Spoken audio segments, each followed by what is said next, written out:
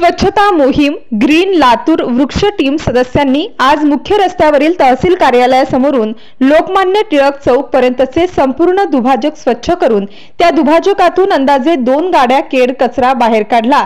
यामध्ये प्रामुख्याने दारूच्या बाटल्या, दुकानातील शिल्लक भंगार साहित्य, हॉटेलमधील शिल्लक अन्नधान्य, फळ दुकानांमधील कचरा, प्लास्टिकची आवरणे, प्लास्टिक पिशव्या इत्यादी साहित्यांनी दुभाजक भरलेले होते। यासोबतच ग्रीन लातूर वृक्ष टीम सदस्यांनी दुभाजकातील झाडांना आळे केले, झाडांच्या छाटण्या केल्या, झाडांना आकार दिला। दुभाजक म्हणजे कचरा कुंडी हे समीकरण लातूर शहरात जवळपास सर्वसामान्य झालेले आहे।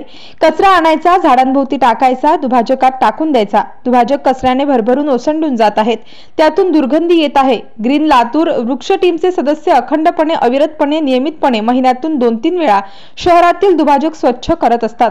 मोठ्या प्रमाणावर घाण, मोठा केड कचरा त्यातून बाहेर काढत असतात। ग्रीन लातूर वृक्ष टीमच्या माध्यमातून लातूर शहराच्या नागरिकांना आवाहन करण्यात येते की घरामध्ये निर्माण झालेला कचरा कृपया दुभाजकात टाकू नका।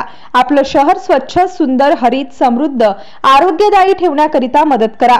या माध्यमातून महानगरपालिका प्रशासनाला विनंती करण्यात येत आहे की आपण लातूर शहरातील दुभाजकांची नियमितपणे स्वच्छता करावी।